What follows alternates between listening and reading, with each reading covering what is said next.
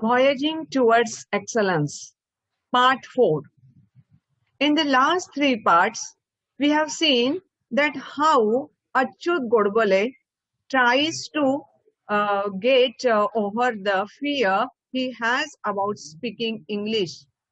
And he was, though wanted to run from IIT and Mumbai too, but at last he decided not to go, not to fly away from the problems, because he has maintained that problem solving attitude.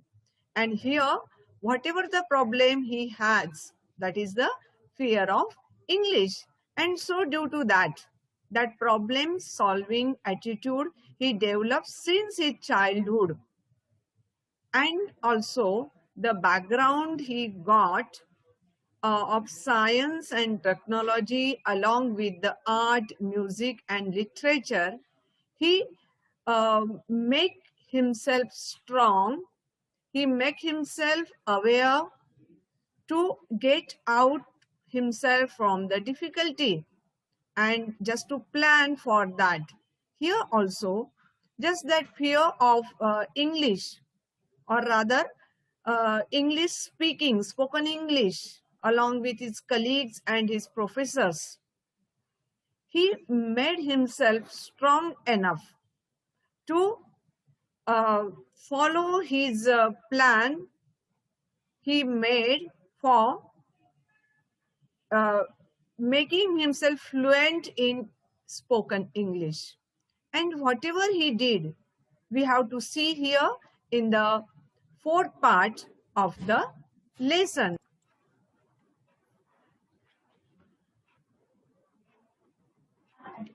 Efforts and the excellence, or the excellence for success. Efforts are necessary, as we have seen the last three parts of the lesson. Here, the problem of English speaking, why it arose, though Achyut Godbole was very intelligent boy or a very intelligent student, and he pointed out the main problem or the root problem which the students face who are not who have not taken the education through English medium. The students who are vernacular in languages, vernacular in the sense the people way of learning or the medium of learning is local language, that is a vernacular. Concerning with India, many languages are spoken here.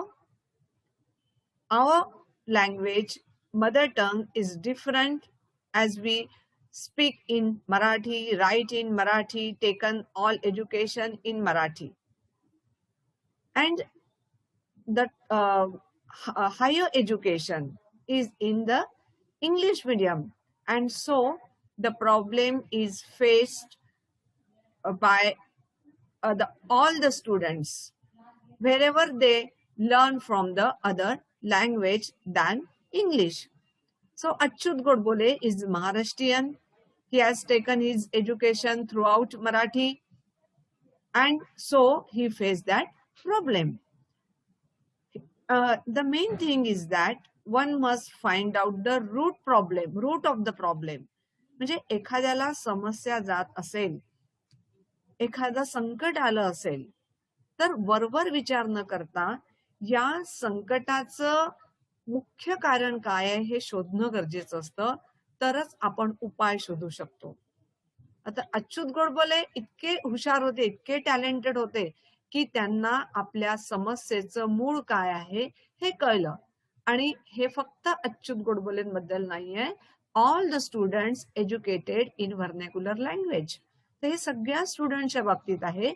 हे तिथल्या native language मध्ये शिकले असेल, मूळ त्यांच्या मातृभाषेमध्ये शिकले असेल, rather than English. जसं महाराष्ट्राची जी रूट लँग्वेज आहे ती आहे मराठी. तामिळनाडूची आहे तमिळ, गुजरातची आहे गुजराती. म्हणजे त्या लँग्वेजमध्ये शिकणं म्हणजे व्हर्नॅक्युलर लँग्वेज मध्ये शिकणं, नेटिव्ह लँग्वेज. व्हर्नॅक्युलर लँग्वेज म्हणजे नेटिव्ह लँग्वेज, मूळची तिथली भाषा. आणि हे त्यांनी शोधून काढलं होतं आणि म्हणूनच उपाय शोधणं सोपं गेलं. See here, as I climbed the stairs of my hostel room, my plan was ready in my mind. जेव्हा मी माझ्या हॉस्टेलच्या पायऱ्या चढत होतो तेव्हा माझ्या डोक्यामध्ये एक पक्का प्लॅन होता की मला काय करायचं आहे, हा प्रॉब्लेम सॉल्व्ह करण्यासाठी मला काय करायचं आहे. पळून न जाता इथेच थांबून तो प्रॉब्लेम सॉल्व्ह करायचा आहे. आणि त्याच्यासाठी त्यांनी जी योजना आखली, जो प्लॅन आखला, तो त्यांच्या डोक्यात पक्का होता. Normally, most of us who are educated in vernacular languages such as Marathi think in Marathi before speaking in English, translate it in English, and then somehow try to speak out these translated English sentences in an extremely awkward fashion. म्हणजे हे खूप छान आहे की एक तर route cause, मूळ कारण शोधून काढणे, समस्येचं मूळ कारण शोधून काढणे आणि नंतर ती सोडवण्यासाठी काय काय करायचं याचा प्लॅन ठरवणे. तर आता ते जे व्हर्नॅक्युलर लँग्वेज मध्ये म्हणजे त्यांच्या नेटिव्ह लँग्वेज मध्ये म्हणजे मराठीमध्ये शिकले होते, तर इंग्लिश बोलताना ते काय करायचे हे त्यांच्या लक्षात आलं की पहिले ते काय करायचे, थिंक इन मराठी म्हणजे बिफोर स्पीकिंग इन इंग्लिश. म्हणजे इंग्लिश बोलायचं आहे तर पहिले मराठीमध्ये विचार करायचा, मग मराठीमध्ये विचार केल्यानंतर त्याचं इंग्लिश भाषांतर करायचं, ट्रान्सलेशन करायचं इंग्लिशमध्ये आणि somehow try to speak out these translated English sentences. आणि मग कसे बसे ते इंग्रजी भाषा बोलण्याचा प्रयत्न करायचा. आणि तशी जी इंग्रजी असते जी ट्रान्सलेट करून बोलली जाते, म्हणजे मुळातच इंग्लिशमध्ये विचार करायला पाहिजे. इंग्लिशमध्ये विचार केला की इंग्लिश कन्स्ट्रक्शन कशी करायची हे कळतं आणि इंग्लिश कन्स्ट्रक्शन नीट झाली की मग आपण जे बोलतो ते एकदम कॉन्फिडेंटली आणि एकदम परफेक्ट लँग्वेज बोलू शकतो. पण इथे मूळ जे होतं समस्येचं की विचार करण्यापूर्वी मराठीत विचार करायचा, मग ते आहे, मग I want to learn English म्हणजे मग मीला काय म्हणायचं तर आय म्हणायचं, मग माझी इच्छा आहे तर मग काय म्हणायचं तर मग वॉन्ट म्हणायचं. इच्छा असणे म्हणजे डिझायर आहे तर आय डिझायर इन इंग्लिश. तर असं काहीतरी जसं आपण म्हणतो ना मराठीमध्ये की मी येऊ नाही शकत कारण माझा धंदा पाणी बुडेल. माझा धंदा पाणी बुडेल म्हणजे काय, माझी रोजीरोटी बुडेल, मी कामावर जाऊ नाही शकणार आलो तर, असं आपल्याला म्हणायचं असेल तर आपण मराठीत कसा विचार करतो की माझा धंदा पाणी बुडेल मी गेलो तर. मग इंग्लिशमध्ये कसं ट्रान्सलेशन करेल, बिझनेस अँड वॉटर. काय विचार करू आपण, बिझनेस अँड वॉटर. तसं ट्रान्सलेट केल्यावर काय करणार ना समोरच्याला, धंदा पाणीचं ऍक्च्युअल ट्रान्सलेशन केलं तर बिझनेस अँड वॉटर. ओके. आणि अशा पद्धतीने जर आपण बोलू तर that will be very awkward fashion. म्हणजे बोलण्याची जी एक पद्धत असते, स्टाईल असते त्या भाषेची, ती कशी होईल, ऑकवर्ड होईल. आणि समोरचा पण आपल्याला हसेल आणि आपण पण कॉन्फिडेंटली बोलू शकणार नाही. सो ज्या भाषेत बोलायचं असेल त्या भाषेत विचार करायचा, त्याच भाषेमध्ये वाक्याची रचना करायची आणि त्याच म्हणजे ट्रान्सलेटेड इंग्लिश नाहीच, ट्रान्सलेटेड इंग्लिश बोललो तर that will be in awkward fashion. म्हणजे हे सगळं त्यांनी सांगितलं आहे. So while climbing the stairs of hostel, हॉस्टेलच्या स्टेअर क्रॉस करतानाच त्यांच्या डोक्यामध्ये हा विचार फिट होता. हे जे आपण आता बघितलं पॅराग्राफ मध्ये ते आपण एक छोट्या छोट्या मुद्द्यांमध्ये आता बघूया. आणि नंतर plan was ready because no goal achieved without the suitable plan. कारण सुरुवातीलाच त्यांनी सांगितलं आहे की कुठलंच ध्येय जर त्याच्या कॉम्प्लिमेंटरी पूरक असा जर प्लॅन नसेल तर कुठलंच ध्येय अचीव करता येत नाही. No goal is achieved without suitable plan. म्हणजे गोल, पहिले गोल सेट करावा लागतो. गोल नुसता सेट केला आणि प्लॅन नसेल तर ते काम नक्कीच होणार नाही. म्हणजे गोल सेट केल्यानंतर goal must be with plan. आता प्लॅन आपला निश्चित झाला, then yes we can achieve.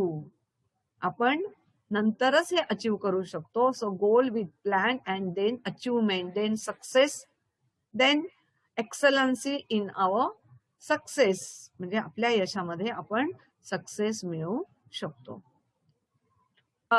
मग मराठी माणूस किंवा कुठल्याही भाषेमधला जो माणूस ज्याचं शिक्षण त्याच्या नेटिव्ह लँग्वेज मधनं झालेला आहे, तो ज्या पद्धतीने वागतो, मग त्याच्यामुळे काय होतं. So here process of speaking English by vernacular speaker. Vernacular speaker कडनं, स्पीकर म्हणजे बोलणारा, ठीक आहे, आणि व्हर्नॅक्युलर स्पीकर म्हणजे त्या मूळच्या लँग्वेज बोलणारा व्यक्ती. तर आपले Achyut Godbole by language, his language was Marathi and so he was a vernacular speaker in Marathi. काय करतो तो, म्हणजे ज्याच्यामुळे अडचण निर्माण होते इंग्रजी भाषा फ्लुएंटली बोलण्यामध्ये, तो काय करतो. बिफोर स्पीकिंग इंग्लिश, इंग्लिश बोलण्यापूर्वी तो काय करतो. Think in Marathi, think in Tamil, think in Kannada, म्हणजे ज्या ज्या व्यक्तीची जी जी भाषा असेल त्या भाषेमध्ये तो व्यक्ती बोलतो. तर आमचे रायटर मराठीमध्ये विचार करतात आणि मग ते इंग्लिशमध्ये ट्रान्सलेट करतात. म्हणजे धंदा पाणी सारखं होतं ना, बिझनेस अँड वॉटर. आणि त्याला हसू येतं की हे काहीतरी विचित्र आहे. आणि speak in English in a awkward way, म्हणजे ऑकवर्ड पद्धतीनं ते इंग्लिश बोलल्या जातं. फजिती होते त्या व्यक्तीची. बघा त्याचे डोळे कसे झाले आहे while speaking that kind of English. So these steps of the speaker, vernacular speaker, तो कोणत्या प्रोसेस मधनं जातो आणि ही प्रोसेस कशी रॉंग आहे हे आमच्या रायटरला आम्हाला सांगायचं आहे. तर त्यांच्या म्हणण्यानुसार काय आहे, try to speak out these English, म्हणजे अशा पद्धतीनं जेव्हा आपण बोलतो, म्हणजे पहिले इंग्लिशमध्ये मराठीमध्ये विचार करतो, मग त्याला ट्रान्सलेट करतो आणि ट्रान्सलेट झाल्यावर जे बोलतो आपण ते किती ऑकवर्ड असतं. How awkward it is, that is told by the writer. I'm just trying to give you whatever I have just given you here. But before that,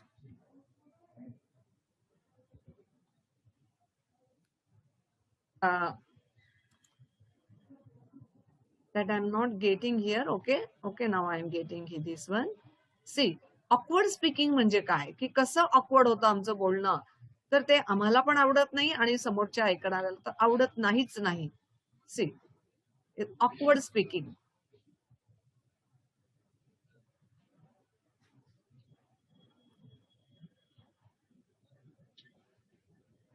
म्हणजे कसं तरी आम्ही आम्हाला स्वतःला ऍडजस्ट करतो. That he want to tell us, writer want to tell us.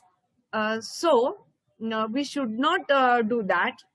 We should not do the process of just to think in Marathi and then try to translate in English and then after just to go there. Okay.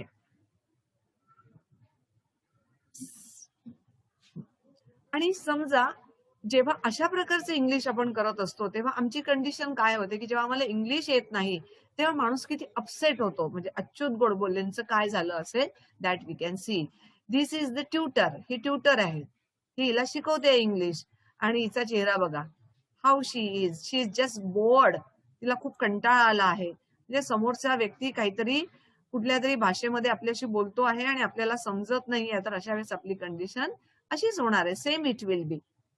Okay. आपल्याला कधी झोप येते, कधी जांभया येतात वर्गामध्ये जेव्हा आम्हाला समोरच्याचं बोलणं कळत नाही. Sleeping and yawning. आणि मग शेवटी fear to speak English, English बोलण्याचीच आम्हाला भीती वाटायला लागते आणि आम्ही त्याच्यापासून पळ काढतो. यापेक्षा की प्रॉब्लेम सॉल्व्हिंग ऍटिट्यूड असेल तर आपण प्रॉब्लेम कसा सॉल्व्ह करता येईल, त्याचं मूळ काय आहे हे शोधण्याचा प्रयत्न करतो. पण पुष्कळ वेळा असं होतं फिअर टू स्पीक इंग्लिश आणि आपण त्या कंडिशन पासून पळण्याचा प्रयत्न करतो. मग जेव्हा रायटरने आमच्या प्लॅन केला ह्या सगळ्या कंडिशन मधनं बाहेर यायला, तर त्यांनी जे एफर्ट्स केले, the efforts taken by Achyut Godbole to be fluent in English, English मध्ये फ्लुएंट होण्यासाठी त्यांनी जे एफर्ट्स केले, fluency. Okay, the first thing I did was to start reading English newspapers and English novels. तर सगळ्यात पहिल्यांदा त्यांनी जे केलं की त्यांनी इंग्लिश न्यूजपेपर आणि इंग्लिश नॉवेल्स, नॉवेल्स मीन्स कादंबरी, तर ह्या दोन्ही पण इंग्लिश मध्येच वाचण्याचा झपाटा लावला, सुरुवात केली त्याला की नाही आता आपल्याला करायचंच आहे, इंग्लिश बोलणे करायचं असेल तर इंग्लिश वाचन खूप पाहिजे. सगळ्यात पहिल्यांदा न्यूजपेपर आणि नॉवेल्स वाचायला सुरुवात केली. द फर्स्ट थिंग म्हणजे त्यांनी जो प्लॅन केला होता to crack the goal, fear घालवणे, इंग्लिश बोलण्याची फिअर घालवणे, भीती घालवणे, याच्यासाठी जे प्लॅनिंग केलं होतं while climbing on the hostel stairs, hostel वर जाताना त्यांनी जे जे प्लॅन केले होते त्यातला पहिली गोष्ट होती म्हणजे starting of reading the English newspaper and English novels. Then second, he studied the etymology and phonetics. म्हणजे इटिमॉलॉजी आणि फोनेटिक्स हे दोन शब्द अतिशय महत्वाचे आहे एखाद्या भाषेचा अभ्यास करताना. इटिमॉलॉजी म्हणजे एखादा शब्द कसा निर्माण झाला, त्याचं मूळ काय आहे. म्हणजे प्रत्येक शब्द हा जसा एक हजबंड शब्द आहे आता सध्या इंग्लिशमध्ये, तर आता तो हजबंड आहे, पण सुरुवातीला तो शब्द कसा होता, त्याचं रूट कसं होतं, आधी तो हजबोंडा होता, मग तो हजबंडा झाला आणि मग तो हजबंड कसा झाला. This is the finding the root of the word. त्या शब्दाचं रूट शोधून काढणे, मूळ शोधून काढणे, हे जे शास्त्र आहे त्याला इटिमॉलॉजी असं म्हणतात. सायन्स हे प्रकारचं शास्त्र आहे, इट्स अ सायन्स. म्हणजे अनेक असे शब्द आहे मराठी भाषेमधले, हिंदी भाषेमधले की ते इंग्लिशमध्ये गेलेले आहे आणि त्यांनी इंग्लिश रूप धारण केलेलं आहे. जसं योग शब्द आहे, योग हा कुठला शब्द आहे, हा मराठीतला आहे, हा शब्द संस्कृत मधला आहे, तर इंग्लिशमध्ये गेला तो तसाच्या तसा आणि फक्त ते योगचं काय झालं, योगा झालं. ते इंग्लिश बोलताना काय म्हणतात, योगा म्हणतात. So this is the etymology, just to find the root of the words. म्हणजे प्रत्येक शब्दाचा रूट शोधून काढणे आणि त्या त्या भाषेमध्ये तो शब्द गेल्यानंतर तो शब्द काय होतो, त्या शब्दाचं काय होतं, तर त्या शब्दाला एक त्या भाषेतलं रूप धारण करतं. ते जसं आम्ही योग म्हटलं आहे, तर त्याचं काय झालं नंतर, योगा. इंग्लिशमध्ये तो शब्द झाल्यानंतर त्याचं योगा झालेलं आहे. कळलं? तर म्हणजे नुसतं इंग्लिश शिकायचं म्हणजे ते शिकण्यासाठी काय काय करावं लागतं हे सगळ्यात आधी त्यांनी शोधलं. मग सगळ्यात पहिली गोष्ट त्यांनी केली, इटिमॉलॉजीचा अभ्यास केला त्यांनी. म्हणजे तो शब्द त्या भाषेत कसा आला, तो कुठल्या भाषेतून आला, त्याचं रूट काय आहे, त्याचं मूळ काय आहे, याचा अभ्यास त्यांनी केला. Then phonetics. फोनेटिक्स म्हणजे असं शास्त्र आहे की ज्याच्यातनं प्रत्येक भाषेमध्ये एक कन्सोनंट आणि एक वॉवेल असतो. माहितीये ना तुम्हाला, कन्सोनंट आणि वॉवेल. जसं क अधिक ई बरोबर की, मराठी मधलं मी तुम्हाला सांगते. म्हणजे ई वॉवेल आहे तर त्याचा उच्चार की, आणि छोटा असेल तर रस्व शब्द असेल तर आपण की असं म्हणतो. बरोबर आहे. तर हे आहे नॉलेज ऑफ फोनेटिक्स.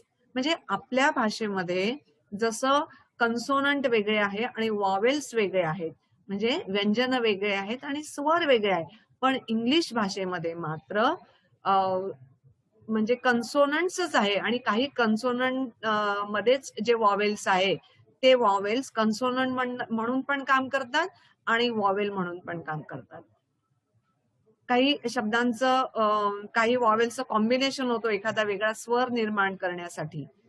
तर अशा वेळेस ते जे त्याला ते जे शास्त्र आहे, सायन्स आहे, science about the phonetics, that also was studied by Achyut Godbole, which science, that etymology and the phonetics, and studied the roots of the words and how to pronounce them.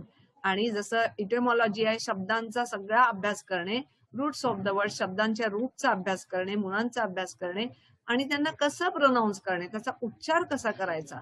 जर फोनेटिक्सचा अभ्यास केला असेल तर उच्चार कसा कळतो त्याला, आणि इटिमॉलॉजीचा अभ्यास जर केला तर त्या शब्दांचे रूट्स काय आहे हे कळतं आणि याचा अभ्यास न कळतपणे होतो. Okay. I use to stand in front of the mirror. Next step, आपण जशा स्टेप्स बघतो आहे, reading of newspaper and English novels, नंतर studied the etymology and phonetics, आणि अशा पद्धतीनं study the root of the words and how to pronounce them. ही second step. आता थर्ड स्टेप काय आहे? I use to stand means he, Achyut Godbole use to stand in front of the mirror and practice speaking, realising my mistakes and correcting them myself all the time. म्हणजे बघा की त्यांनी बोलण्याचा सराव व्हावा म्हणून तो आरशासमोर उभा राहायचा, in front of the mirror, स्पीकिंगची प्रॅक्टिस करायचा, बोलण्याची, इंग्लिशमध्ये बोलण्याची प्रॅक्टिस करायचा. आणि एवढंच नाही तर स्वतःच्या मिस्टेक्स काय झाल्या बोलताना, म्हणजे या इटिमॉलॉजीच्या सायन्स नुसार आणि फोनेटिक्सच्या सायन्स नुसार माझ्या बोलण्याच्या चुका काय झालेल्या आहे, रिअलायझिंग माय मिस्टेक, याची स्वतः जाणीव करून घ्यायचा, आणि करेक्टिंग देम, आणि फक्त जाणीव करून घ्यायचा नाही तर त्याला करेक्ट करायचा स्वतःच. करेक्टिंग देम म्हणजे मिस्टेक्स. माय सेल्फ म्हणजे माय सेल्फ ऑल द टाइम, म्हणजे प्रत्येक वेळी, प्रत्येक क्षणी ते फक्त त्या इंग्लिशचा विचार करायचे, आणि प्रत्येक वेळेस या सगळ्या चुकांचा विचार करून त्याला कसं करेक्ट करता येईल, त्याच्यासाठी अजून काही पुस्तकं वाचता येईल का, अजून एखादा अभ्यास करता येईल का, अजून एखादा कोर्स करता येईल का फोनेटिक्सचा, या सगळ्यांचा तो विचार करून मग स्वतःला करेक्ट करायचे ऑल द टाइम. आणि हे फक्त एका क्षणाकरता नव्हतं त्यांचं, तर ऑल द टाइम, सर्वत्र पूर्ण वेळ ते याचा विचार करायचे. And improvising and improving day by day. आणि या सगळ्या त्यांच्या प्रयत्नांमुळे ते दिवसेगणिक त्या इंग्लिश भाषेमध्ये इम्प्रूव्ह करत होते स्वतःला, स्वतःमध्ये चांगला बदल करत होते. ओके. आता आपण जे बघ, the efforts taken by Achyut Godbole to be fluent in English, English मध्ये फ्लुएन्सी मिळवला त्यांनी काय काय केलं, तर त्या आपण सगळ्या स्टेप्स बघितल्या आहेत, त्या सगळ्या one by one we have seen. Starting of reading English newspaper and English novels. Etymology, the study of the origin of the words, म्हणजे शब्दांच्या ओरिजिनचा म्हणजे मुळांचा अभ्यास. And in the way in which their meanings have changed throughout the history, म्हणजे त्या शब्दांचा मूळ कुठून झाला आणि हळूहळू इतिहासामध्ये त्या शब्दांमध्ये कसा कसा बदल होत गेला. जसं मी तुम्हाला एक्झाम्पल सांगितलं की आत्ताचा शब्द हजबंड आहे, पण मूळ शब्द काही वेगळाच होता, मग त्याचा हजबोंडा झाला, हजबोंडी झाला, मग हजबंड झाला. तर म्हणजे इतिहासामध्ये त्या शब्दाचं रूप कसं बदललं, त्याचा अर्थ कसा बदलत गेला. म्हणजे कधी कधी असं होतं ना की शब्दाचा मूळ अर्थ वेगळा असतो आणि वर्तमानामध्ये ज्या अर्थाने आपण तो शब्द वापरत असतो त्याचा खूपच वेगळा असतो, म्हणजे त्या मूळ शब्दापासून तो शब्द आला असेल असं मुळीच वाटत नाही. आता बघा, मराठीतला एक शब्द मी तुम्हाला सांगते की ज्या खूप म्हणजे आता जे लोक जवळजवळ 75 आणि 75 ते 90 100च्या वयामध्ये आहे, जे ज्येष्ठ लोक आणि जे खेड्यात राहायचे, तर ते एका विशिष्ट प्रकारच्या भांड्याला, ज्याला आपण पातेलं म्हणतो, आता गंज म्हणतो, त्याला ते काय म्हणायचे, बगुन. काय म्हणायचे, बगुन. तर मला असा प्रश्न पडला की बगुन म्हणजे काय आहे, तर त्याचा मूळ शब्द होता बहुगुण, बहुगुणी. म्हणजे जे भांड असतं आपलं, गंज असतो, जो आपण गॅसवर ठेवून त्याच्यात कधी पाणी तापवतो, कधी त्याच्यामध्ये आपण दूध तापवतो, आपण त्याच्यामध्ये भाजी करतो, म्हणजे बहुगुणी असतं ते, त्याच्यामध्ये वेगवेगळ्या गोष्टी आपण करू शकतो, म्हणून ते बहुगुणी. तर त्याचं हळूहळू कसं बगुण शब्द झाला असतो, त्याचं रूपच बदललेलं असतं त्या शब्दाचं. तर it's a change with the passing time, म्हणजे काळानुसार ते शब्द त्याचा अपभ्रंश होत असतो आणि शब्दामध्ये बदल होत असतो. कधी कधी तर मिनिंग पण बदलतं त्याचं. I am not remembering such a word, मी तुम्हाला आठवलं की सांगेल, पण आता सध्या आठवत नाहीये मला. Okay. Phonetics. What is phonetics? Phonetics is the study and classification of speech sounds, म्हणजे प्रत्येक शब्दाचा जो स्वर साऊंड असतो, आवाज असतो, तो त्याच्यानुसार, म्हणजे अ होणारा असेल शब्द अ, आ, ई, उ, उ, तर त्याच्या उच्चारानुसार त्याचं वर्गीकरण करणे, हे जे शास्त्र आहे हे आहे फोनेटिक्सचं, म्हणजे उच्चाराच्या आवाजानुसार. तर that is a study of phonetics. Roots of the word मी तुम्हाला आत्ताच सांगितलंय. प्रोनाऊन्सिएशन, त्याचा उच्चार कसा करायचा, दॅट एव्हरीथिंग, हे सगळे स्टेप्स आहेत त्यांनी इंग्लिश परफेक्ट करण्यासाठी केलेले प्रयत्नाच्या. नेक्स्ट, मग आता स्टार्टिंग ऑफ, आता पुन्हा आपण एकदा त्याचं रिव्हिजन करू की त्यांनी काय काय केलं आहे. तर starting of reading English newspaper and English novels. तर पहिली स्टेप आपण पिक्टोरियल व्हिज्युअल इफेक्ट्स बघूया त्याचे. तर पहिले त्यांनी नॉवेल्स वाचायला सुरुवात केली, नंतर इंग्लिश न्यूजपेपर्स वाचायला सुरुवात केली गोडबोलेंनी. देन इटिमॉलॉजी, इटिमॉलॉजीचा अर्थ मी तुम्हाला इथे सांगितलेला आहे. That is a second step, study of etymology. पुन्हा सेकंड स्टेपच आहे English words derived from the Indian language. मी तुमच्यासाठी इथे काही शब्द काढलेले आहेत की त्याचं रूट्स, शब्दांचं रूट्स किंवा भूतकाळामध्ये त्या शब्दांचं रूप कसं होतं ते कुठल्या भाषेतनं आले आहे. आता बघा, अवतार शब्द आहे. काय अवतार केलाय म्हणतो आपण, म्हणजे काहीतरी वाकडं तिकडं रूप केलं, अवतार. पण मूळ अर्थ काय अवतार म्हणजे? अवतारचा मूळ अर्थ असा आहे की एखादा एक युगपुरुष जो मानवी रूपामध्ये जन्म घेतो, म्हणजे जसं आता आपण म्हणतो की नाही, राम हा विष्णूंचा अवतार आहे. म्हणजे मानवी रूपामध्ये आल्यावर त्यांचं नाव राम आहे. कृष्ण हा विष्णूंचा अवतार आहे, म्हणजे मानवी रूपामध्ये आल्यावर ते कृष्ण झाले. तर मूळ अर्थ तर वेगळाच आहे, पण आपण कसं काय अवतार करून बसला या माणसाने, म्हणजे काहीतरी रूप, काहीतरी सॉंग केलंय त्यांनी. ओके, म्हणजे हा जो शब्द आहे अर्थ हा अगदी त्या अवतारापासून खूपच वेगळा आहे. म्हणजे देवानी मानवी शरीरामध्ये घेतलेला जन्म म्हणजे अवतार. पण आता तो एकदा वेगळ्याच अर्थाने घेतला गेलेला अर्थ आहे. That is how the meaning changes, म्हणजे शब्दांचं मिनिंग कसं कसं बदलत जातं हे त्या इटिमॉलॉजीच्या अभ्यासातून आपल्याला कळतं. Then the second word is bangle. Okay, and that is in the English dictionary as a बांगडी, आपण मराठीत त्याला म्हणतो. म्हणजे हा वर्ड हा जो आहे bangle, it's a derived from बांगरी in Hindi. Okay, और बांगडी, बांगडी और बांगडी, हिंदी और मराठी. म्हणजे हा शब्द जो आहे इंग्लिश मध्ये आलेला हा त्यातून आलेला आहे, डिराईव्ह झालेला आहे. कारण तुम्हाला माहितीये की इंग्रजांचं आपल्यावर 100 वर्ष राज्य होतं आणि त्याच्यानंतर आता इतके वर्ष लोटलेले आहेत, तर त्या भाषेचं मिक्सिंग हे होतच असतं. कळलं? तर बँगलो हा जो शब्द आहे, आपण म्हणतो की त्याचा बंगला आहे. स्पेलिंग बघा त्याचं काय आहे. इथे जरी बँगलो असला तरी आपण बंगला जर केलं तर BANGLA, बंगला. तर हा मूळ जो शब्द आहे हा भारतातला शब्द आहे, बंगलो.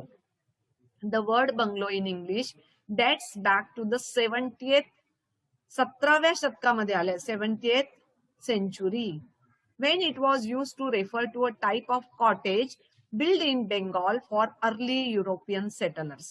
म्हणजे युरोपमधनं आलेले जे लोक होते, जे इथे वसाहत करून राहिले, सेटल झाले, इथे सेटलर्स होते, तर त्यांच्याकरता जे कॉटेज बांधल्या जायचं त्या कॉटेजला ते आणि जनरली काय होतं की बंगालमध्ये सेटलर्सचं खूप प्रमाण होतं. कलकत्ता ही त्यांची राजधानी होती युरोपियन सेटलर्सची काही काळ. तर त्याच्यामुळे काय होतं की तिथल्या भाषेचा इंग्लिश भाषेवर खूप परिणाम झालेला आहे. हा बंगला शब्द जो आहे त्यांनी रूप जरी आता घेतलंय, रूप धारण केलंय त्यांनी, पण मूळ त्याचं काय होतं की बांगला. त्यांच्या कॉटेजला ते बांगला म्हणायचे, नंतर तो बँगलॉ झाला. ओके, सो 17व्या शतकामध्ये हा शब्द इंग्रजी भाषेमध्ये शिरलेला आहे, युरोपियन लँग्वेज मध्ये शिरलेला आहे. चटणी, चटणी तर तुम्हाला माहितीये की हा मूळ शब्द भारतातलाच आहे, पण आता तुम्ही इंटरनॅशनल हॉटेलमध्ये जा किंवा विदेशात जा तर ही चटणी एक ऍटम म्हणून तुम्हाला तिथे मिळतं. करी, करी शब्द आपल्या कढीपासून झालेला आहे. ठीक आहे, तर असे अनेक शब्द दुसऱ्या भाषेतनं आपल्या भाषेमध्ये येत असतात, आपल्या भाषेतले त्यांच्या भाषेत जात असतात. तर हे सगळं रूट नॉलेज काढणं हे सगळं अच्युत गोडबोलेंनी केलेलं आहे. आपण हे सेकंड स्टेप बद्दलच बोलतोय. कसं मिनिंग बदलतं, जसं अवताराचं मिनिंग बदललंय, शब्द कसा प्रवेश करतो त्या भाषेमध्ये हे आपण इथे बघितलेलं आहे. पुन्हा जे फोनेटिक्स म्हटलंय की study of etymology and study of phonetics. तर हा बघा फोनेटिक्सचा चार्ट आहे. इथे ग्रीन जो शब्द आहे, तर ई डबल ई उच्चार, तर त्याच्यासाठी कुठला जसा आय आणि तुम्ही डिक्शनरीमध्ये बघा, तुमच्या डिक्शनरीमध्ये जर ग्रीन शब्द असेल तर हा उच्चार कसा करायचा यासाठी हे सिम्बॉल आहे. आय आणि त्याच्यासमोर असे डॉट आहे, म्हणजे याचा उच्चार दीर्घ करायचा. आपल्याकडे ऱ्हस्व दीर्घ, तर ते असं सगळं असतं. राजकीय म्हणतो आपण, है ना, कीय ईय प्रत्यय मोठा आहे तिथे. तर छोटा आणि मोठा, ऱ्हस्व आणि दीर्घ. तर इथे बघा, जर मोठा असेल तर या आयच्या समोर बघा 2 डॉट, आपल्याकडे विसर्गाला जसे असतात तसे कोलन, नंतर पिंक आहे, तर पिंकचा उच्चार छोटा आहे, म्हणजे याचं स्पेलिंग पण कसं होणार आहे, नुसतं आय दिलाय म्हणजे उच्चार छोटा आहे, पिंक, नॉट पिंक.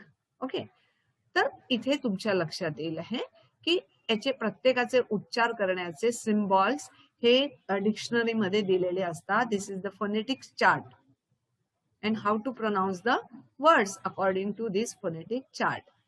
तर हे सगळं स्टडी त्यांनी या सेकंड स्टेप मध्ये केलेलं आहे. रूट्स ऑफ द वर्ड, त्यांनी रूट्स ऑफ द वर्ड्स बघितले बघा. वर्ड्स रूट्स, मूळ शब्द कसा असतो, मग त्याला प्रिफिक्सेस लागतात, सफिक्सेस लागतात आणि शब्द बदलतो. जसे प्रिफिक्स कुठले आहेत, आपण आतापर्यंत प्रिफिक्स शिकलेला आहोत, सफिक्स शिकलेला आहोत. तर रूट्स हे प्रिफिक्स आणि सफिक्सनी पण बदलतात आणि त्याच्याशिवाय पण बदलतात. म्हणजे अजून वेगळे वेगळे प्रकार आहेत शब्दांच्या रूट्स बदलण्याचे. तर हे शब्दांचे रूट्स आहे, रूट्स, आणि ते प्रिफिक्स आणि सफिक्स लावून बदलतात. जसं एक्स आहे, एक्स या अर्थाने आउट हा शब्द लागतो. अवे म्हणजे आपण म्हणतो ना, एक्स प्रेसिडेंट, म्हणजे आता नाही येते, म्हणजे आता त्या प्रेसिडेंटच्या बाहेर, त्यांच्या कार्यकालाच्या ते बाहेर झाले, आता दुसरे प्रेसिडेंट आले. तर असे हे जे प्रिफिक्सेस आहेत त्याचा अर्थ हा आहे. एक्स, इन याचा अर्थ इन, इंटू, नॉट, आणि हा दुसऱ्या शब्दाला लागला इनसाइड, म्हणजे काय, आतल्या बाजूने, इंटू, इनसाइड. ओके, तर हे असे असतात roots of the word. Facts and figures usually by student who is interested only in securing high marks. म्हणजे ज्या व्यक्तीला फक्त हाय मार्क्स मिळवायचे असतं, तो फक्त फॅक्ट्स आणि फिगर्स, एस्पेशली ड्युरिंग अन अकॅडमिक एक्झामिनेशन. याचा पुढे संदर्भ आलेला आहे. Testing before mirror. आता त्यांनी अजून काय केलं होतं, तर मिरर समोर स्वतःची टेस्ट केली होती की आता मी बोलू शकतो का, इंग्लिश प्रॉपरली बोलू शकतो का, आणि बोलू शकत नसेल तर मी मला रिकरेक्ट करणार, दुरुस्त करणार, करेक्टिंग देम मायसेल्फ. तर म्हणून ह्या सगळ्या गोष्टी त्यांनी मिरर समोर राहून केल्या. एक तर पहिले बोलण्याची प्रॅक्टिस केली, प्रॅक्टिस स्पीकिंग केलं. देन रिअलायझिंग माय मिस्टेक मीन्स रिअलाइंग हिज मिस्टेक, त्यांनी स्वतःच्या मिस्टेक रिअलाइज केल्या. इम्प्रोव्हिंग बाय मायसेल्फ, मला स्वतःला इम्प्रूव्ह केलं त्याच्यामध्ये. इम्प्रोवायझिंग बाय मायसेल्फ, मला इम्प्रोवाइज केलं, माझ्यामध्ये बदल केले, म्हणजे त्या शब्दानुसार मला बदललं, काही नवीन गोष्टी त्याच्यामध्ये प्रोव्हाइड केल्या, हे सगळं केलं. And correcting them by myself, आणि हे स्टेप बाय स्टेप केल्यामुळे ते स्वतःला करेक्ट पण करू शकले. त्यांना दुसऱ्या कोणाची गरज नव्हती स्वतःला करेक्ट करण्याची. Okay, feeling of at home. आता आपण आधी बघितलं आहे की अच्युत गोडबोलेंना एक क्षण असा आला होता की मुंबई सोडून आणि IIT सोडून पळून जायचं असा, पण कारण त्यांना ऍट होम नव्हतं वाटत, सहज नव्हतं वाटत, घरच्यासारखं वाटत नव्हतं, परक्यासारखं वाटत होतं. कारण भाषा ही एक मेन अडसर होती. It was a main hurdle between him and his IIT. कारण बाकी सगळे बोलायचे इंग्लिशमध्ये, कन्व्हर्स करायचे, याला हसायचे खूप, आणि त्याच्यामुळे त्याला फील ऍट होम, सहज नव्हतं वाटत तिथे वावरताना त्याला. तर मग आता त्याला फिलिंग ऍट होम वाटायला लागलं. म्हणजे मुंबई पण आवडायला लागली आणि IIT पण राहावं लागलं, मध्ये पण आवडायला लागलं, आणि त्याला घरच्यासारखं तिथे वाटायला लागलं. म्हणजे मी सोलापूरमध्येच आहो की काय असं त्याला वाटायला लागलं. ठीक आहे. It took about 9 or 10 months by which time I started feeling quite confident. म्हणजे मला कॉन्फिडन्स आला आणि मला कॉन्फिडंट वाटायला लागलं. याकरता IIT मध्ये आल्यानंतर मला 9 ते 10 महिने जावे लागले. 9-10 महिन्यामध्ये मी इतका अभ्यास केला 24 आवर्स डे अँड नाईट की त्याच्यामुळे मग मी काय केलं की आता मी तिथे बोलू शकत होतो आणि म्हणून मी कॉन्फिडंट झालं होतं. I feeling quite confident. माझ्या बोलण्याबद्दल मला आता खूप कॉन्फिडन्स आला होता आणि मी कोणाशीही इंग्लिश बोलू शकत होतो. I can speak with anyone, anybody and at length. आणि कसं लेंथ मध्ये खूप बोलू शकत होतो. एक वाक्य बोललो, थांबलो, अर्ध वाक्य बोललो, चुकलं, पुन्हा बरं, असं नाही तर ऍट एनी लेंथ. म्हणजे अगदी खूप लांब लचक पण डायलॉग करू शकत होता तो आता. माय फिअर, याचं कारण काय? माय फिअर हॅड व्हॅनिश. माझी जी भीती होती इंग्लिशची ती आता संपली होती. व्हॅनिश म्हणजे संपणे, एंड, दी एंड, डिस्ट्रॉय, डिस्ट्रक्टेड, गॉन, निघून गेली होती त्याची ती भीती इंग्लिश बद्दलची. And I started feeling at home. आणि मला आता तिथे अगदी घरच्यासारखं वाटायला लागलं होतं. In my hostel at IIT मधल्या हॉस्टेलमध्ये मला अगदी घरच्यासारखं वाटायला लागलं होतं. In my future career, out of 32 years in information technology field, I was the chief executive or managing director or head of software company with thousands of software engineers worldwide. आणि त्यानंतर त्यांनी कधी मागे वळून पाहिलंच नाही. पुढे त्यांचं करिअर 32 वर्षाचं होतं. IT सेक्टर मधलं, इन्फॉर्मेशन टेक्नॉलॉजी मधलं, म्हणजेच IT सेक्टर मधलं त्यांचं करिअर पुढे 32 वर्ष राहिलं. त्यात त्यांनी अनेक भूमिका पार पाडल्या. ते कधी चीफ एक्झिक्युटिव्ह होते, तर कधी मॅनेजिंग डायरेक्टर होते कंपनीमध्ये, तर कधी हेड होते सॉफ्टवेअर कंपनीमध्ये. म्हणजे कधी ते सॉफ्टवेअर कंपनीचे हेड होते आणि काम त्यांच्यासोबत हजारो लोक करत होते. Thousands of software engineers, not only in India but world wide. म्हणजे फक्त भारतातले नाही तर जगभरातले, वर्ल्ड वाईड जगभरातले इंजिनियर्स त्याच्यासोबत काम करत होते. आणि त्यांच्यासोबत हे fearlessly, with the confidence, he was making dialogues with them. त्यांच्यासोबत तो डायलॉग करू शकला because he was self made man. त्यांनी स्वतःला बनवलं होतं, स्वतःला घडवलं होतं. And now he was a fluent person in English. आता याच्यामधली जी आपण व्होकॅब्युलरी बघितली, व्हॅनिश म्हणजे एंडेड, संपणे. ऍट लेंथ म्हणजे फॉर अ लॉंग टाइम, खूप वेळ बोलू शकत होता तो सगळ्यांशी इंग्लिशमध्ये. वर्ल्ड वाईड म्हणजे थ्रू आउट द वर्ल्ड, जगभरातनं. Wide is a suffix meaning throughout. Wide हे इथे सफिक्स लागला आहे. मूळ शब्द वर्ल्ड आहे, जग, आणि त्याचा अर्थ थ्रू आउट. त्याचा अर्थ काय होतो वाईडचा? Through out. तर आपण त्याच्यासाठी वर्ल्ड वाईड, जगभर, जगभरातून. कंट्री वाईड म्हणजे देशभरातून. नेशन वाईड आपल्या देशभरातनं. स्टोअर वाईड म्हणजे दुकानांनुसार. तर असे हे शब्द तयार होतात. मी हे तुम्हाला याच्यासाठी सांगितलं कारण आत्ताच अच्युत गोडबोलेंनी तुम्हाला इटिमॉलॉजी सांगितलं आहे, how the meaning changes with the suffix and prefixes. म्हणून इथे वाईड हा सफिक्स वापरलेला आहे आणि त्याचा अर्थ नंतर असा होतो. Confident to speak English with anybody. बघा, now he was confident to speak with anybody because now he played the various roles in his 32 years long career in the software field, information technology field. He was sometimes CEO, he was sometimes manager, he was sometimes head of the company, he was the orator, he was the speaker, he was the motivator, and so he could speak with anybody at any length throughout English. That was the success or the excellence in the field of language. म्हणजे English लँग्वेजच्या क्षेत्रामध्ये त्यांनी त्याच्यामध्ये excellence मिळवलं होतं. बघा, कुठलंही क्षेत्र असेल तर एक्सलंटच करायचं. म्हणजे एक कामापुरतं इंग्लिश आलं बास झालं, सगळ्यांशी बोलू शकतो ना बास झालं, मला काही करायचं नाही, दॅट इज अ कामापुरतं इंग्लिश.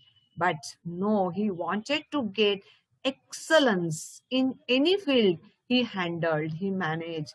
त्याला जे कुठलं क्षेत्र हँडल करायचं होतं, मॅनेज करायचं होतं, त्याच्यात उत्तमच काम त्यांना करायचं होतं. And so his voyage towards excellence was indeed excellent. म्हणजे त्यांचा तो उत्कृष्टतेकडे जाणारा प्रवास हा खरंच उत्कृष्ट होता.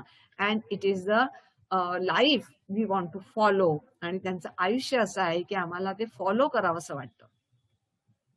The writer in the corporate world. आता रायटर कॉर्पोरेट वर्ल्ड मध्ये गेले होते, सगळ्या प्रायव्हेट कंपन्या होत्या, कॉर्पोरेट वर्ल्ड होतं, सॉफ्टवेअर फील्ड होतं, इन्फॉर्मेशन टेक्नॉलॉजीचं मॅट्रिक्स होतं. Everywhere he has to go. During that, आता पुढे ते सांगतात आहे की during that period I had to give several presentations. म्हणजे presentation means the project we are going to handle, and in short we are telling them what is its advantages, how it cost. म्हणजे एखादा उत्पादन असेल, product असेल तर ते कसं काम करतं, हाऊ इट वर्क्स. नंतर त्याचा उपयोग काय, हाऊ इट्स ऍडव्हान्टेजेस, आणि त्याची प्राइस आहे, प्राइस कशी आहे, ती प्राइस का वाढली, ती प्राइस का कमी झाली, आणि कंपनीला हे कसं बेनिफिशियल ठरणार आहे, असं सगळं थोडक्यात सांगणे. That is the presentation. तर त्यांनी आतापर्यंत नंतरच्या आयुष्यामध्ये कितीतरी प्रेझेंटेशन दिले होते आणि अनेक कॉन्ट्रॅक्ट कंपनीचे करताना अनेक जगातल्या लोकांशी त्यांना निगोशिएट करावं लागायचं. निगोशिएट म्हणजे to talk, to dialogue. Okay, that is the meaning of the negotiation. आपल्या कंपनीचा कॉन्ट्रॅक्ट साईन करताना हे त्यांना सगळं जे समोर असतात लोक, त्यांना समजावून सांगावं लागतं. कोणाकोणासोबत कॉन्ट्रॅक्ट करावे लागतात या कॉर्पोरेट वर्ल्डमध्ये. सीईओ म्हणजे चीफ एक्झिक्युटिव्ह ऑफिसर, आणि एस का लावलाय हा अनेक वचन. म्हणजे आपण एखाद्या लॉंग फॉर्मचा जेव्हा शॉर्ट फॉर्म करतो आणि त्या शॉर्ट फॉर्मचं अनेक वचन आपल्याला करायचं असेल तर ते बघा कॅपिटल लेटर मध्ये लिहितो आणि आपण हा एस लावतो. म्हणजे आपल्याला सीईओज अनेक वचन झालंय त्याचं. ठीक आहे. सीईओ सोबत म्हणजे अनेक चीफ एक्झिक्युटिव्ह ऑफिसर सोबत त्याला कॉन्टॅक्ट करावा लागायचा. नंतर व्हीपीज, व्हाईस प्रेसिडेंट असतात त्या कंपनीचे, व्हीपीज. ओके, अनेक, एकासोबत नाही तर अनेकांसोबत करावं लागायचं. In the US, United states, UK, United kingdom और ऑस्ट्रेलिया. म्हणजे जिथे जिथे यांना जावं लागलं तिथल्या सीईओ सोबत त्यांना कॉन्ट्रॅक्ट करावे लागायचे. And so negotiation is compulsory, is a parts and parcel of the process. या सगळ्या प्रोसेसमध्ये ही जी निगोशिएशन असते, हे निगोशिएट इज अ व्हर्ब. निगोशिएशनचं निगोशिएट इज अ व्हर्ब. तर अनेक लोकांशी बोलावं लागतं, त्यांना समजावून सांगावं लागतं. तर त्या त्यांच्या करिअरमध्ये इतक्या ठिकाणी त्यांना जाऊन त्यांचं प्रेझेंटेशन किंवा निगोसिएशन करावं लागलं होतं. I was absolutely means completely, I was absolutely at ease. म्हणजे हे मी सहज करत होतो. हे करताना मला काही एक्स्ट्रा एफर्ट्स घ्यावे लागत होते, काहीच गरज नाही, कारण त्यांनी इतके आधी एक्स्ट्रा एफर्ट्स घेतले होते. And he made himself absolute man in the language, in his field of software. त्यांनी इतकं परफेक्ट केलं होतं आणि त्यांचं काम, त्यांचं प्रेझेंटेशन इतकं परफेक्ट असायचं, आधी इतकी मेहनत घेतलेली असायचे की कुठलाही प्रश्न समोर आला तरी ते अगदी सहजपणे हँडल करू शकायचे. So I was absolutely at ease at that time. म्हणजे यावेळेस निगोसिएशन करताना कोणाशी असू द्या, सीईओ असू द्या, डायरेक्टर्स असू द्या, व्हाईस प्रेसिडेंट असू द्या, त्या देशामधले, त्याच्या देश समूहामधले, मला काही फरक नाही पडायचा. मी सहजपणे ते सगळं करू शकायचो. It is only due to the efforts at IIT that I could sign contracts worth millions of dollars worldwide.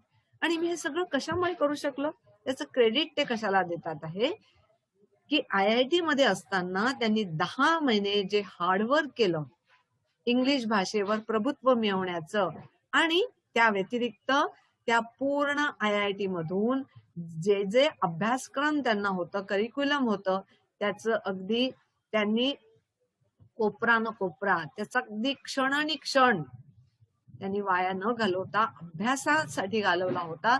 त्याच्यामुळे सगळ्या ideas about science and technology वर क्लिअर, त्याच्या स्वतःच्या सगळ्या आयडियाज क्लिअर होत्या.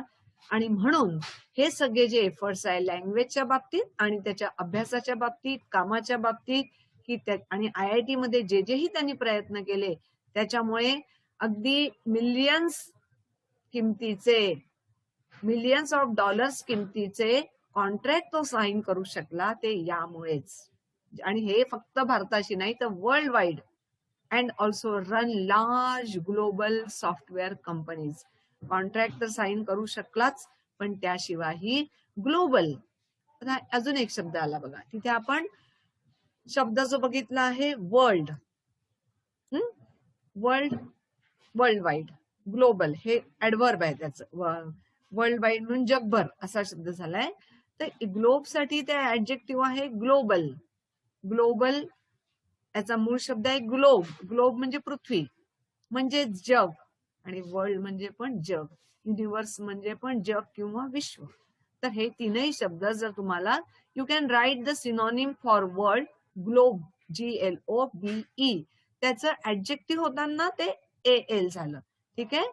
फक्त त्यांनी कॉन्ट्रॅक्टच साईन केले असं नाही, तर त्यांनी अनेक जगभरातल्या सॉफ्टवेअर कंपनी चालवल्यात स्वतः. रन, आता बघा जसं आपण इटिमॉलॉजी बघितला आहे, रन म्हणजे आपल्याला धावणे, रन म्हणजे धावणे हा मूळ अर्थ आहे त्याचा. पण इथे चालवणे, कंपनी चालवणे, यशस्वीरित्या ती पुढे नेणे, म्हणजे आता अर्थ एकदमच वेगळा आहे, पुढे चालवणे.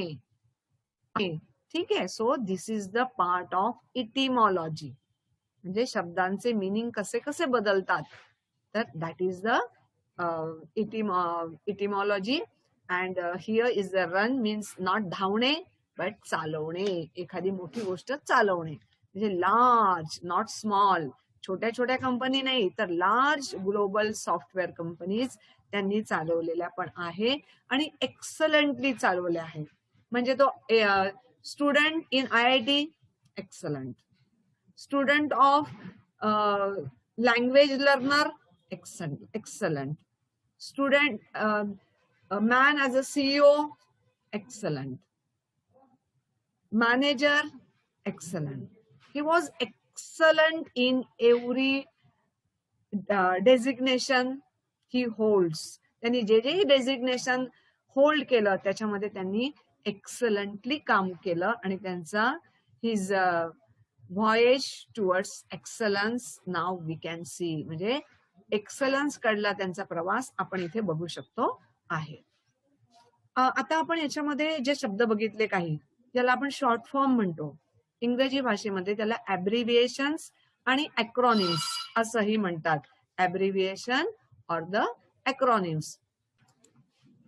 तर व्होकॅब्युलरी मध्ये हा एक प्रश्नाचा प्रकार असतो की दिलेल्या शॉर्ट फॉर्मचे जे फुल फॉर्म्स आहे ते तुम्हाला सांगायला येऊ शकतात. ठीक आहे. तर शॉर्ट फॉर्म येईल परीक्षेत असं नाही, तर ॲब्रिव्हिएशन असाही शब्द येऊ शकतो, ॲक्रॉनिम असाही शब्द येऊ शकतो. ॲब्रिव्हिएशन्स आणि ॲक्रॉनिम्स या दोन्हीचा अर्थ होतो शॉर्ट फॉर्म. लक्षात ठेवा हे, नाहीतर काय होईल की तुम्हाला फुल फॉर्म सांगायला लागतील, give the full forms of the acronyms. तर तुम्हाला ॲक्रॉनिम्सच कळलं नाही तर तुम्ही फुल फॉर्म येत असून पण लिहू नाही शकणार. So just get very familiar with these two words, abbreviations and acronyms. Here in the paragraph we have seen these acronyms. हे आपण acronyms बघितले आहे. CEO, Chief Executive Officer, VP, Vice President, US, United States. इथे USA असतं तर United States of America, UK, United Kingdom, IIT, Indian Institute of Technology. हे सगळे झाले त्याचे शॉर्ट ॲब्रिव्हिएशनचे. These are the full forms. शब्द आपण बघितले, त्याच्याबद्दल बोललो सुद्धा आहे. Negotiate means dialogue, talk. ठीक आहे.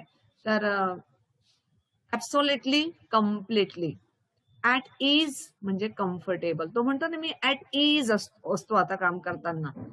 ऍट इज म्हणजे कम्फर्टेबल, आरामदायक, सहज. एफर्ट्स प्रयत्न. World synonym globe universe. Vanish is a डिसअपिअर्ड.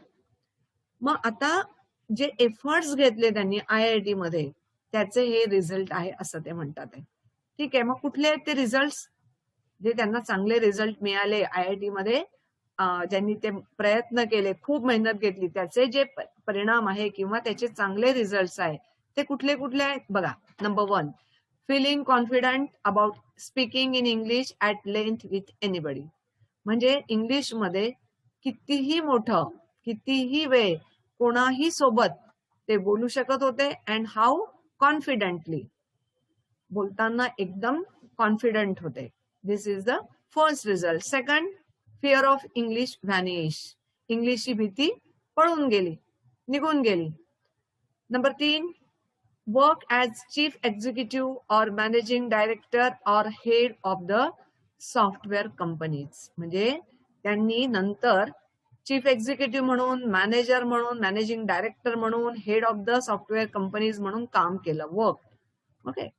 Number 4, gave several presentation or negotiated any contracts with the CEOs, directors, VPs in the US, UK or Australia.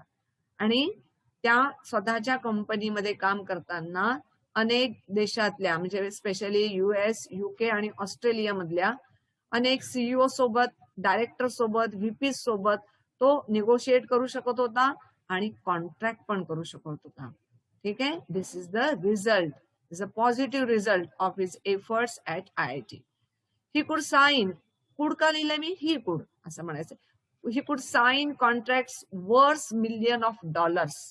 म्हणजे आपल्या कंपनीला नफा मिळवून देताना $1 million सौदा तो करू शकत होता. इतकं मूल्य होतं, worth $1 million contract he could sign. World wide, जागतिक दृष्ट्या हे ते काम करत होतं. आणि एवढंच नाही तर and also run large global software companies. आणि मोठ्या मोठ्या सॉफ्टवेअरच्या जागतिक कंपनी पण त्यांनी चालवलेल्या आहे. This is the success of his efforts he took at IIT. So here is the end of the 4th part of the lesson, voyaging towards excellence. And the main important points, just to set the goals, make the plan and efforts that will take you towards the success or towards the excellence, as like our writer Achyut Godbole. Got it?